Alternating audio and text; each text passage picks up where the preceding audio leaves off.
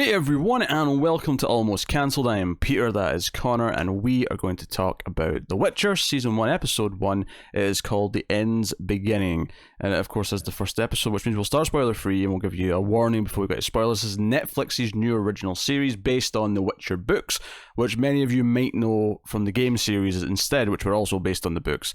Although the games were more specifically a sequel to the books, they were set after. Yes. Rather than a direct adaptation, whereas I believe the show is more of a adaptation of what the story was in the books. Yeah. Which I have not read. I have played all of Witcher 3, love Witcher 3, despite the fact that I don't typically enjoy fantasy. I played about half of Witcher 1, and it was not bad, but it was definitely dated and clunky for what it was. It was hard to get through. Yeah. I played all three of the Witcher games. I was determined to get through that first one, and it's a clunky mess. Great writing, but a clunky mess of gameplay. And I've read the first three books. I've read the first two that were like the anthology ones. I've read because I've been reading them chronologically. I've read the other one that's in between those two that was actually published much later. So I've read those three and the first one of the main saga. And you learn Polish to read all these, right? Oh yeah, obviously. Yeah. Yeah. I'm fluent, didn't you know? Yes.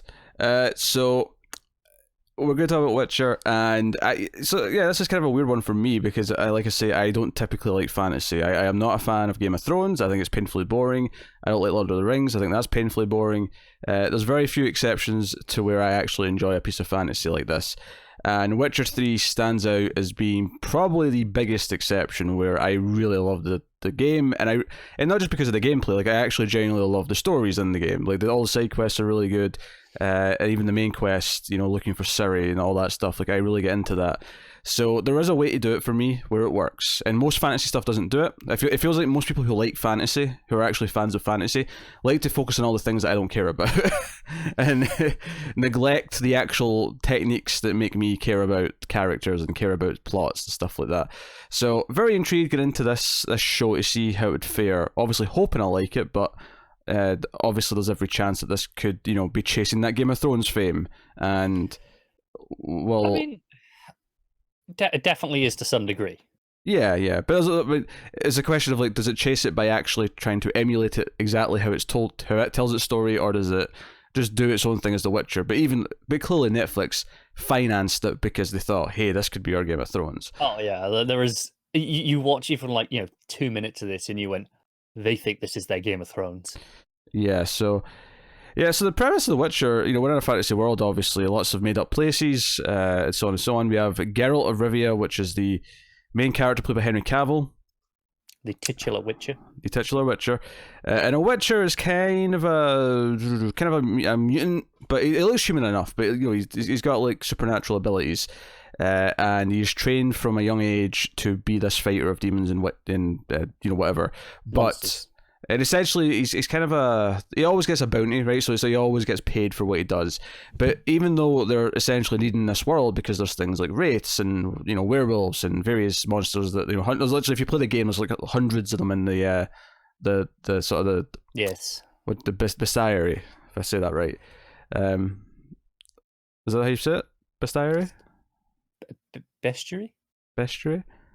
See, the first time I ever saw that word, I assumed it was supposed to be bestiary, and whoever wrote it down missed the A because it didn't have the A to make it beast. But it's Sure, but it is bestiary. Yeah, I'd say bestiary. Yeah. Okay, so there's hundreds. So the world's full of nasty things, and one of the things that I think I like about The Witcher, at least the third game, is that the things that you fight and the sort of monsters that are out there do lean very much into horror. They lean into the darker side of what can be out there. Yes, and I mean, not to spoil anything, but this show definitely goes with that. Yeah.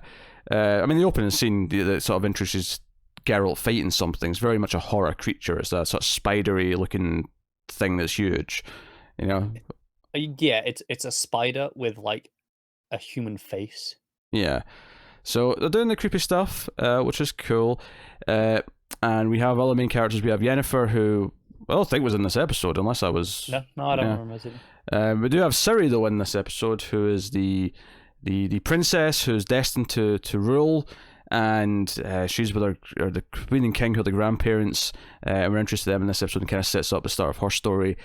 and Geralt's out, and Geralt's story in this first episode reminds me kind of like a side quest from the games, just where there's just kind of a standalone thing where he's got a moral choice he has to make, and he's introduced by both parties who give him their side of the story, and both kind of want to do something bad, and he kind of has to pick which side he's going with, and neither one feels completely squeaky clean, but he has to pick one. It's a very direct adaptation of one of the early stories, actually. Oh, that's good to know. And as soon as it said the name of the place where he was, anyone who has played the game will have gone, oh, okay. Because even without the specifics, you kind of know he has a reputation to do with this place. So, I asked a question then, giving all that preface out of the way. Did you enjoy episode 1 of The Witcher? I did, quite a lot. It's not perfect. I've got some critiques, but even aside from the games which you like, even as a non-fantasy fan, generally speaking, I am a fantasy fan, and this sort of sword and sorcery style of fantasy is definitely kind of what I'm into a lot of. So yeah, I'm a lot easier to please in that regard when it comes to this. Yeah, so it is doing a lot of things that I would have liked it to do. It's leaning more towards the horror. It does feel like it's taking some of those moral choices that at least I associate with it because of the games. I assume that's also just a consistent thing in the novels as well. Yeah. However, this bored the absolute living piss out of me, and I don't want to watch any more of it. Wow, did not see that coming. I fell asleep halfway through this episode and had to finish the rest of it after a 3-hour nap. That is. Do you know what? Pete told me he'd fallen asleep like halfway through, and I didn't really. Both of us fall asleep in stuff. It happens, yeah. Sometimes stuff that we like. Sometimes I'm just tired, right? But admittedly, I didn't get a whole lot of sleep last night. But Joe's scene, I won't obviously spoil it, we're not in spoilers yet, but the scene I fell asleep in was a giant battle with 2 armies, and there was lots of violence, and I fell asleep during that scene. That was great. I didn't care about any of it. I didn't care about either of these armies. I barely knew what the conflict was. They did a poor job of giving me any context for this. You've hit on one of my biggest critiques, actually, is that I think people who are pre-existing fans of The Witcher through the books and maybe through the games as well, I think there's enough there. I think they will really like a lot of this stuff. I think it does a pretty poor job of setting it up well for its audience. There's a moment that, for example, where Geralt tries to use some magic on a woman and it doesn't work. And this is the first time we've seen him try this. And we as people who have Pete's played the games and familiar, no, okay, he's trying to use one of his signs. It's kind of like a Jedi mind trick, right? It's kind of what he's doing there. There is absolutely no context for that in the episode itself. It just, because we haven't seen him do this before. We haven't seen it work before to know that this is it failing. There is a weird dichotomy there where I think if you already know what this is, it works fine, and that's great for you, and which is what but looking at it critically, that's a big problem for introducing this to a whole new audience. No, it is, because later on you see him use I've forgotten the names of all of them, obviously, but like Ard's the push one. It's the push one, right? Because you see him use the push one later on, and I'm like, oh, I read that looks just like the game. That's kind of neat, right? Here's the thing. All of this stuff, right, needs to be introduced at a reasonable pace where people can take it in and understand it. As do all of the names. Like, I had to turn on subtitles during this because there was so many names of places and people being dropped casually that I wasn't sure if it was names I was hearing or if I was mishearing actual words. And I had to turn on subtitles to make sure that I was catching what I was supposed to, and at least know that I didn't need to care about whatever random name wasn't going to mean anything to me. Joe, it's interesting. You mentioned the Ard sign there. That's the just that it pushes them back, and that's used in combat. And he just does it, and I was okay with that one because that felt like a really natural introduction because it was like, oh, he can do that, right? Because you see him do something, and in context, that made complete sense. The other one, the Jedi mind trick, so to speak, it comes a little bit later. It's after that scene, and okay, we know he can do some form of magic because we saw him do the push spell. Yeah, but they're very different. They're not even. They are, and I think that's the problem. Is if you don't know, and the woman goes, "Oh yeah, that won't work on me," is Are you supposed to be thinking, oh, is he trying to do the push thing on her? Like, I think it's very unclear, and I think that's a real problem. I think number one, what I'd have done with the start of a Witcher TV show is I would have not introduced Ciri and the family and all the big stuff. I would have, the first episode should just be Geralt on his own, right? Give him the moral choice thing that he has in this episode. It's not this exact one, but give him the idea of the moral choice and a side quest kind of thing, and use it to just slowly build who he is, what his abilities are, and also make the quest itself a bit more interesting. Because the quest in this, for him, boiled down to speaking to the same two people a couple of times and then one fight at the end. Like, it was so dull. Like, the scene where he goes to talk to the wizard or whatever, right, who's living in the illusion Yes. to hide from the other person, right? That scene was like 7 minutes long, and it was just the most dry ass dialogue from this asshole spouting out all this exposition of why he's hiding here, and it was so uninteresting. There was nothing engaging about this. This was terrible. I clearly do not feel as strongly as you do, although I agree there are some significant problems. And that is again, there's a lot of exposition for this particular instance, right? And there is too much exposition. I agree. And why is there all this exposition for this and not the things that actually matter in terms of Geralt? Start off with something simple. Give him like a monster contract, and give him like let's see him slowly hunt a monster. I mean, obviously, the opening scene's him like at the end of a monster fight, and it's like, okay, but like give me a slow, methodical, like almost horror-based episode just to introduce him first. Because once we have an understanding of him and who he is, then you can add in more things. But I'll have that central rock in the middle that I already care about that'll guide me through introducing the second element or the third element later on in episode 2 or whatever. No, I agree. It should have done Geralt first and just split them up.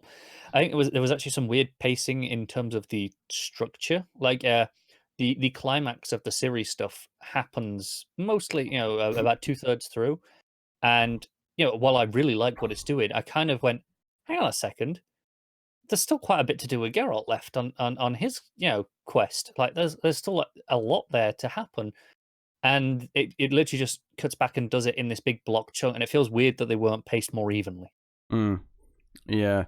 And there's not a whole lot of spell in this episode anyway, because it's mostly just about because it's setting up Ciri's essential starting point. Because by the end, it's really the end of the episode where Ciri really kind of like starts to be Ciri in the sense that her life as she knew it is kind of done, and Geralt becomes kind of aware of her existence to an extent by the end of the episode, and that's kind of, and I say by an extent because he doesn't even know her name, but like he's aware that there is someone that he's going to meet. And the first episode really is just setting that stuff up, and that's the other thing. Like, this episode is a full hour, and all of them are a full hour. There's one that's a few minutes longer, there's one that's a few minutes less, but they're all pretty much a full hour. Give or take, yeah. I felt it so much in this episode. Like, given how much just what felt like to me needless talking of lots of words that most people won't understand unless you've read the books. And as someone who's played the games, it knows a few things. Like, when they mentioned the Nilfgaard, I'm like, okay, I've heard of Nilfgaard. That's it. But it's been a couple of years since you played the game, right? It's been a couple of years. Everything else, obviously, other than like Geralt and Ciri's names and some really important stuff like that, but they were dropping cities and armies and people, and which is why, like, I think genuinely I enjoyed it a lot more because I had a greater understanding going in. And you can say that about most adaptations. Don't be wrong, but I am very aware that this is problematic without that knowledge, and I'm enjoying it in spite of that because I have outside knowledge, and that is kind of a poor showing. I think my other concern is that so much of Witcher to me is the atmosphere, and this episode doesn't give me a lot of atmosphere. It instead gives me a lot of talking scenes, and I don't think, and obviously don't get me wrong, there's some good talking scenes in Witcher, but like, I'm thinking of moments in Witcher 3 where there's characters, like in quests, like giving me the exposition dumps, and it's more entertaining and more interesting in what's going on here because it kind of explains it from the start, and the characters are a bit more animated. Like I say, the guy who was sort of giving all this exposition, this wizard dude, he just was so dull, and the character was not interesting. Everything was very flat in one note, just in terms of like, it felt like, okay, this guy's done some acting on stage, he's just doing he's King Lear or whatever, like he's done before, he's in that sort of... Lars Mikkelsen. He's just doing that, right? and I felt no like. Whereas I think of Witcher 3, and I think of like I can't remember the character names. Admittedly, it's been a couple of years, but you know, like people will probably know what I'm talking if you played the game. But you know, the sort of the guy in charge early on is like the fat guy who wants to find his kid, right?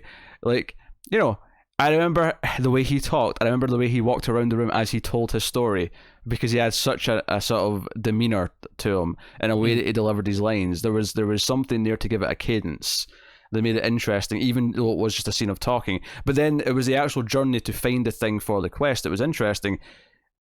Here, there's no finding anything. It's just talking to him, talking to her again. In this particular example of a quest, yes, that is what it is. It is, because the wizard's like, hey, you're going to go do this for me. And then he goes and runs into her and she's like, actually, I think you should do this instead. And it is very much about just presenting him with the choice that he has to make. Yeah, but the problem is the choices are presented through nothing but dialogue. There is no like, here is like because a lot of the quests in the game, for example, there is like, in the case of the one I just mentioned, there is literally a being that is at stake. There is something that you're making a choice about. Whereas this is just purely someone says, I want to do this. The other person says, I want to do that. And you don't get to like see the ramifications. You don't get to see the people this is going to affect. You don't get to and obviously in this case there is no one that will affect because it is just those two. But what I mean is, normally I feel like a story like this should have like see the impact of what the choice could be, right? Let's say this was going to affect like the people in a town or affect some children or something like that. You know, have Geralt interact with those other characters that are going to be affected by this decision, or have Geralt be in the whatever. Like, I felt like all it was two characters saying, I want to do this, no, I want to do this, okay, I need to make a choice about which one is the lesser of the two evils, and that's it. But there was no actual visual or actions to show the potential good or evil in either choice. It was just, here's what it is.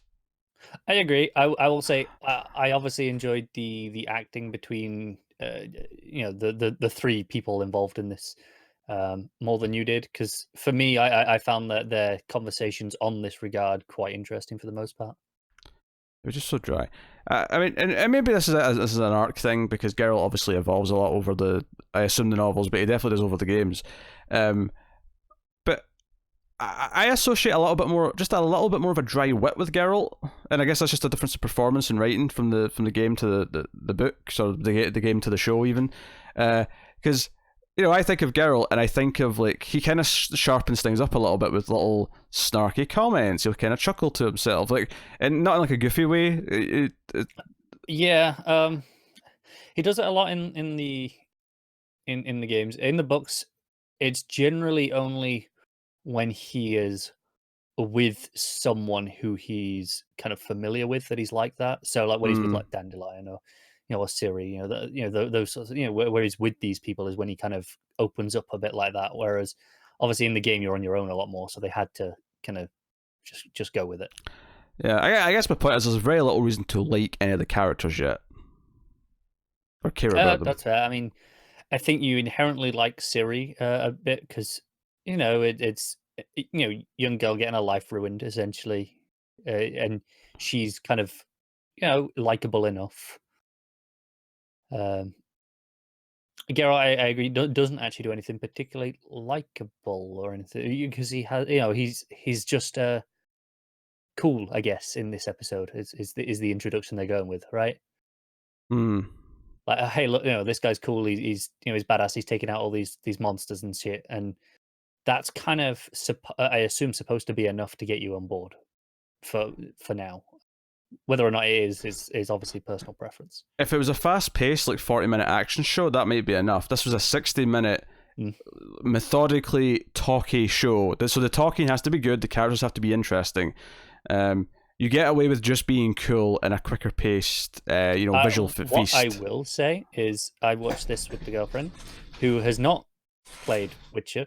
She's like seen me play, a handful of random quests, but that's about it. It doesn't, not enough to have any sort of context for what's going on, but is a big lover of Game of Thrones and other fantasy of its ilk, and she was really into this. And I think that might be the case where you get a lot of, I think it might get a lot of that Game of Thrones audience, because there is a lot of kind of political talking, shall we say, in Game of Thrones, right? That's a big feature that people generally quite liked.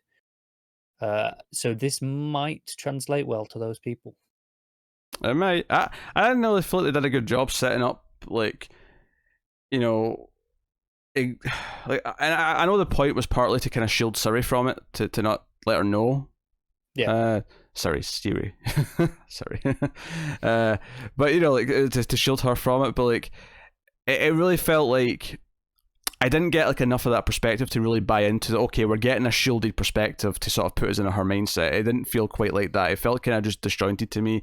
The escalation from because the first time we see Siri with her grandparents, the king and the queen, they're having this jovial chat and everything's kind of like, you know, if there's one scene that has some jokiness to it, it's this one. I mean, I don't know how effective it was. It was kind of a weird, you know, scene with them.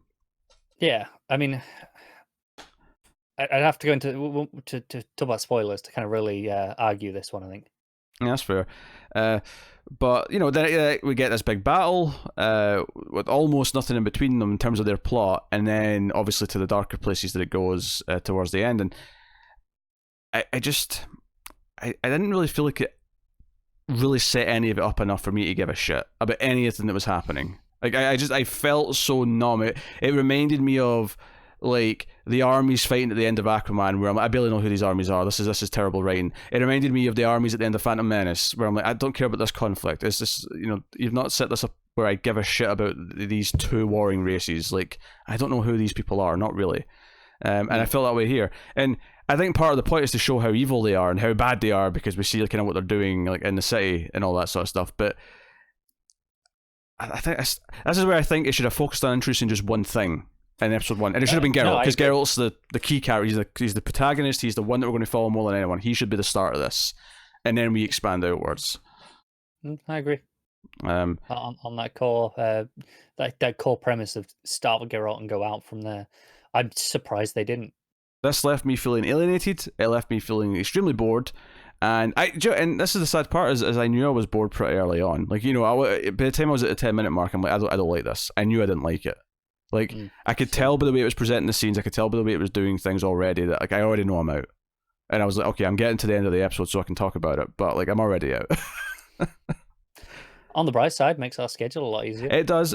And, you know, I think some of this is down to my taste, but I do think even my taste things, a lot of it, what I like about fantasy is sometimes how obtuse and, like, unopen it is to people, if you're not willing to, like, you know, dive deep into mythology immediately and not you know, and, like, someone who wants to be really snarky but like, oh, you want everything spoon-fed to you. No, I want it presented in a way that is digestible, so that by the time I get to the really complicated deep stuff, I actually go, hey, I actually know a lot of shit, because they've slyly slipped me all this info over X amount of time. I mean, it's a sci-fi example here. But and I hate to, you know, you do this because it'll make you go see sci-fi over fantasy, but it's not, because I think there are definitely sci-fi examples that have the same problem as this, because they're both two sides of the same coin in this regard. But it's something we're watching right now on a rival service, The Expanse, has done a great job over, you know, we're on season 4 now, of we're getting into some relatively complicated internal power disputes in various factions. Yet it all makes sense because of how expertly it was built over 3 seasons. Yeah, imagine if in episode 2 of The Expanse in season 1 we started talking about the factions within the OPA and.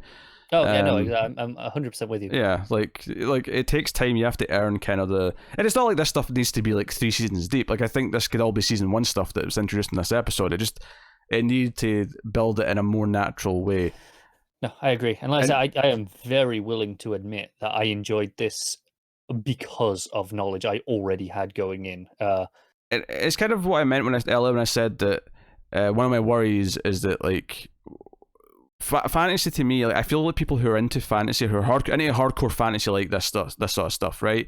Who like all their fantasy novel series, who like, you know, Lord of the Rings and Game of Thrones and all that. Yeah. So me is who you're describing. Yes, but, you know, the fan group as a whole, they tend to like how, like, ridiculously complex and obtuse the worlds are, and how much in learning about all the different places and names and races and like all the way it's the world set up, like that tends to be something that appeals to them.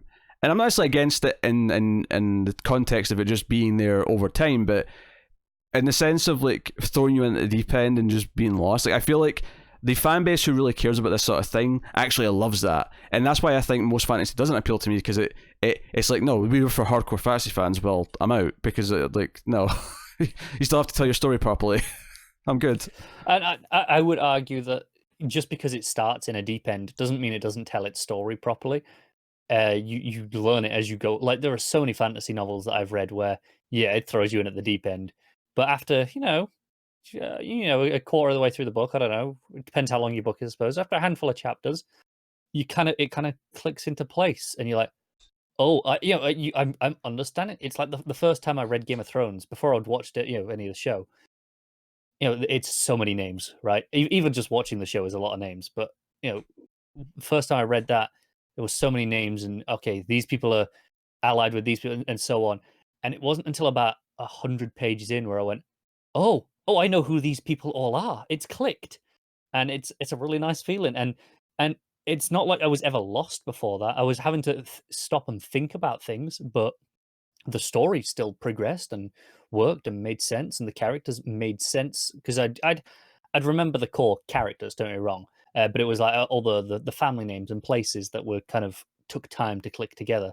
And I think that's kind of the same. Like, if you come out of this episode, you're going to remember Geralt and you're going to remember Ciri. If nothing else, you will remember those. The other stuff, I think you will learn over time, and that's okay. I think the core beats, especially with Ciri in this episode, I think is weirdly the most important stuff, in terms of where she gets to.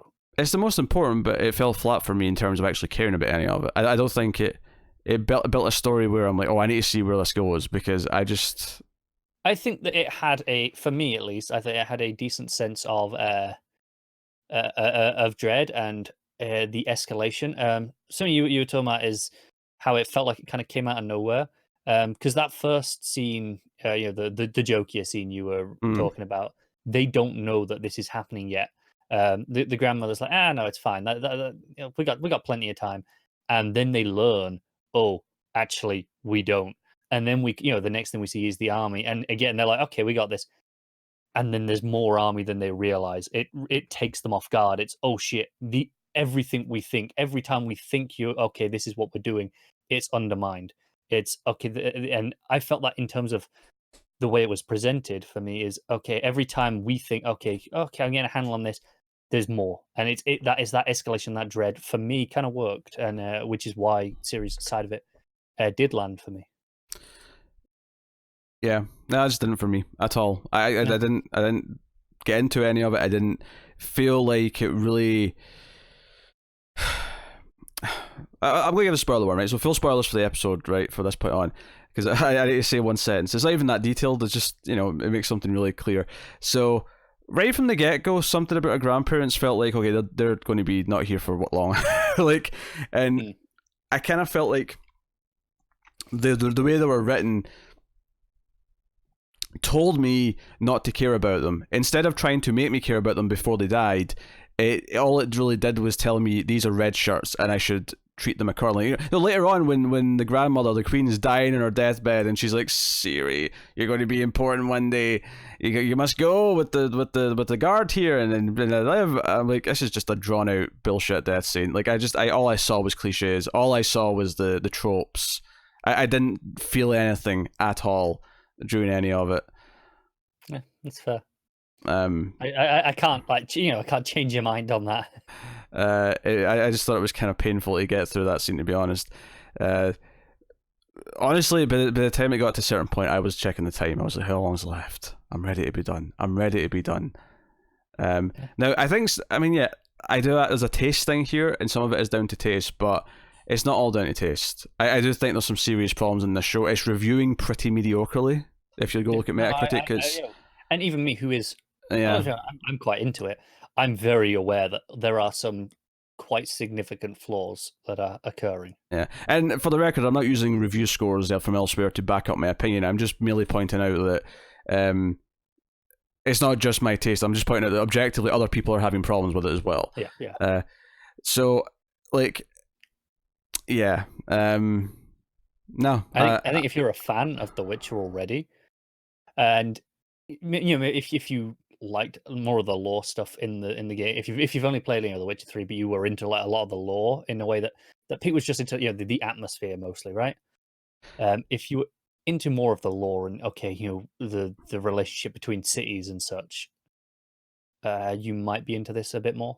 Oh yeah, I mean, I was in the atmosphere. I was also in the main characters. I like Geralt, I like Ciri, I like Triss, I like Yennefer. I like their relationships. The actual world and what city was what, and what Skellige was, and where Novigrad was, and the relationships with all these different people in these cities. That I didn't really care about. That stuff was just like I forget almost everything it tells me about that almost instantly because I just If you played those games and liked that stuff, there's a higher chance you remember that stuff than Pete does anyway. Yeah. And two, Jim, I think you're going to enjoy the show a lot more than Pete did because of those things that you've already got that knowledge of. But this is the thing. It's so well written in Witcher 3 with the characters that it doesn't matter that I don't care about any of that. It doesn't matter because the actual journey with the characters makes everything work. It makes everything feel like it means something, and that's seriously what I would have wanted from a show. Unfortunately, it's just kind of doing. I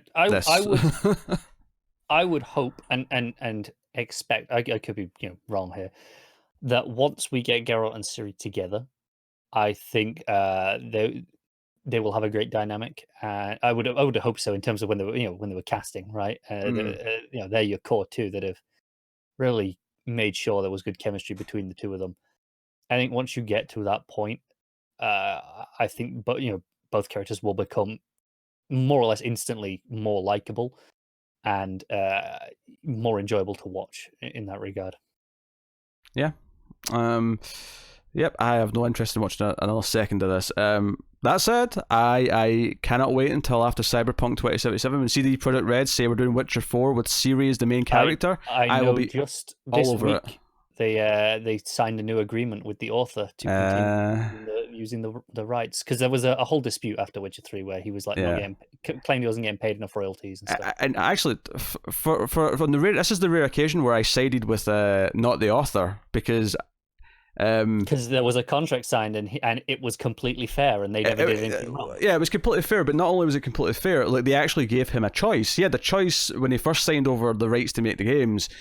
He had a choice of, do you want a lump sum that shall be this X amount that won't be that much relatively speaking, or do you want a percentage? Do you want royalties from the success of the games? And the author assumed that this won't be that big. I'll take the set fee right now to guarantee the money, and then got upset later when The Witcher 3 became this huge thing and was making tons of money. He's like, I want more. Well, not tough. You made your choice. He didn't necessarily make the wrong choice at the time. He had no way of knowing.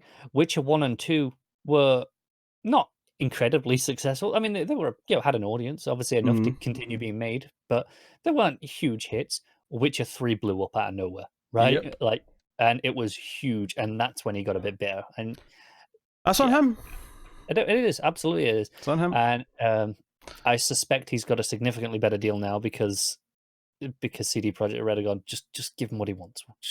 Just give him whatever he wants, and we'll keep making the games. Yep, I'm looking forward to a Witcher 4 video game, episode 2 of Witcher, or season 2 of Witcher. You can have it. I don't want nothing to do with it. I'm out. Yeah, I can't do any more of this. I'm done. Yeah. I will continue to enjoy it myself, but at least I can watch it at my own pace now and not have to worry about it in our schedule, which is always challenging. Right, that is true. It does free things up quite a bit. So, positives. But that is Witcher episode 1. Didn't really talk. I mean, there wasn't really much in the spoilers to talk about. We could have went into more detail in the what the moral conflict was, but to be honest, it wasn't that interesting. So I mean, no, I kind of agree. It was very simple in terms of what it was. It was like this woman was born under a something moon, and she's gonna she's after me because I did bad things, and then when her says to her, no, he raped me and he did all these bad things, and I'm gonna kill him. And and it's like, oh, both these people are maybe a bit terrible, and it's about choosing the lesser evil. And while I it's a very simplistic thing because honestly, I think that's okay. I think for me, having the simple choice in this and him having to make, there's that moment where he knows, okay, now I have to make the choice, and he just drops the F-bomb. And I really like that moment, actually, because that moment for me was like, yep, he knows that's it. He's just made his choice and he didn't want to. He's kind of been forced into it. I kind of like that moment quite a bit. Yeah, that's just too talky. Far too talky. Far too... Action looked great. Action was alright. The Geralt stuff was alright. I wasn't really into the war stuff. I mean, it looked pretty decent, but it wasn't anything spectacular. I thought the sword play with Geralt was really unique. Not like what because he holds the sword completely different to whatever we usually see. I thought that looked really interesting, and the choreography backed that up. So yeah, I was into that. So yeah, we have Ciri running off into the forest. She kind of like uses, well, maybe she's using power to, open the ground up, to separate her and the bad guy. And she runs off. This is after her guard and everyone else has been killed. And she's in the forest, and Witcher hears from the woman that she's dying. Oh, the girl you find in the forest is important to you. She'll be with you forever. Blah blah. She'll be your destiny. Yeah. But that was basically it. So let us know what you thought of the first episode of The Witcher yourselves in the comments. Like and subscribe, all that stuff. Get us on the Twitters at mail_fuzz for channel updates. If you want to support the show, you can do it a couple of different ways. You can rate the podcast, the audio podcast, on Apple Podcasts. Give us 5 stars. More people will find us that way. And of course, if you're looking forward to the next thing that we'll be doing from Netflix, it's just next week, because Lost in Space Season 2 starts on Christmas Eve. So we'll be covering that. We mentioned The Expanse earlier. We're doing that over on the Almost Cancelled TV Reviews feed, which is a separate one for the non-Netflix shows. And of course, all this stuff's on YouTube. But the other way you can support us, though, is financially over at patreon.com/MailFuzzTV. And you can do that for as little as $1 per month and keep all the content coming and get some bonuses for your trouble. So we'll have a look-see. But anyways, that is us. So thank you once again for watching or listening. We always appreciate it. Keep watching TV, guys. Have you got any vanilla?